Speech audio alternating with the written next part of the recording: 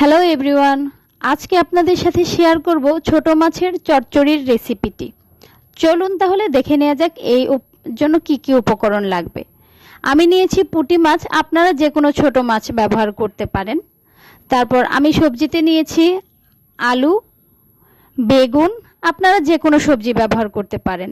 নেব পেঁয়াজ কুচি, লাগবে কয়েকটি কাঁচামরিচ ফালি, হলুদ গুঁড়া, গোটা জিরে, লাগবে পরিমাণ মতো লবণ এবং সয়াবিন তেল। এবার আমি সবজিগুলোকে ধুয়ে ভালোভাবে কেটে নিব। দেখুন, বেগুনগুলোকে আমি লম্বা লম্বা করে কেটে নিয়েছি এবং আলুগুলোকেও ভালো করে ধুয়ে চামড়া ফেলে দিয়ে সুন্দর করে টুকরো করে নিয়েছি। এটা আপনারা আপনাদের পছন্দ মতো যে কোনো সাইজ দিতে পারেন। নিয়েছি পেঁয়াজ কুচি এবং কয়েক ফালি কাঁচামরিচ এবং একদম দেশি পুঁটি মাছ ভালো করে ধুয়ে পরিষ্কার করে নিয়েছি। আপনারা অন্য যে কোনো ছোট মাছ ব্যবহার করতে পারেন। এবার সবজিগুলো একটা পাত্রে আমি ঢেলে সুন্দর করে মেখে নিব।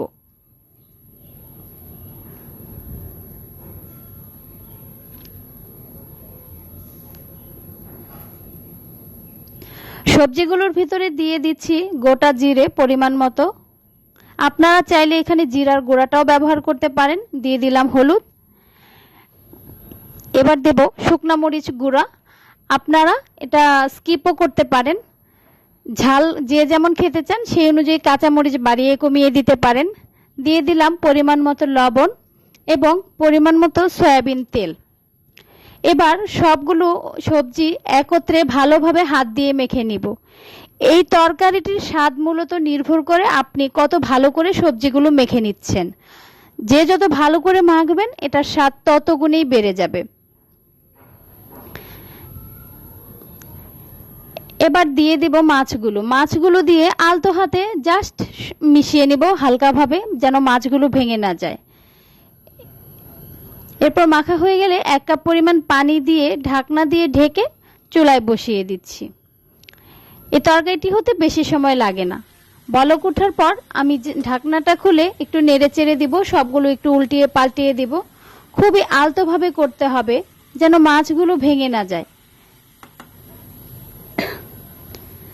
নাড়াচাড়া করে তারপর আমি আর একটু কিছু সময়ের জন্য ঢেকে দিব। তরকারিটি প্রায় হয়ে গিয়েছে।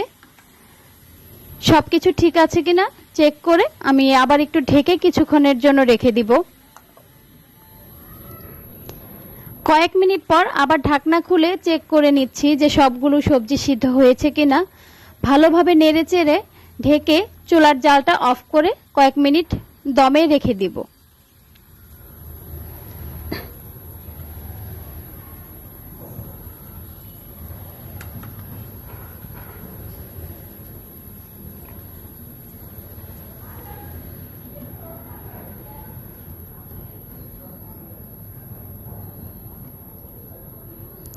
তৈরি হয়ে গেল আমার মজাদার ছোট মাছের চচ্চড়ি। দেখুন, দেখতে কত সুন্দর হয়েছে। এবার একটি পাত্রে ঢেলে পরিবেশন করার পালা। দেখুন, তরকারিটি দেখতে কত সুন্দর লাগছে। It looks so yummy. এখনই তো খেতে ইচ্ছে করছে। এটি গরম ভাত দিয়ে খেতে খুবই মজা লাগবে। তো আপনারাও বাসায় ট্রাই করবেন এবং আমার রেসিপি ভালো লাগলে আমাদের চ্যানেলটিকে সাবস্ক্রাইব